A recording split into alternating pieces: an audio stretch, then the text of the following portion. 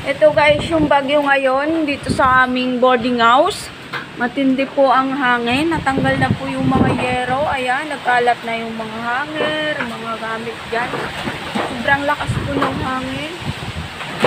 Ayan po at saka ulan.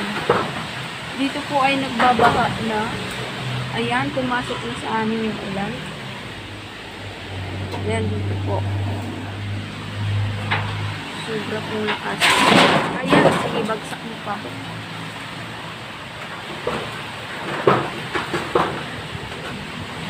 May bagyo pala ngayon, hindi namin alam, pero may pasok po kami.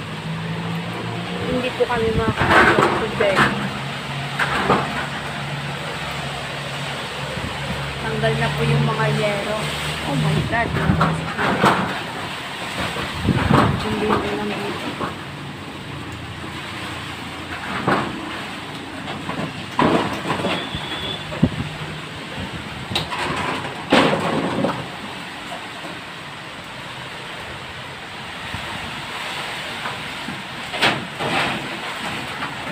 God, ulan.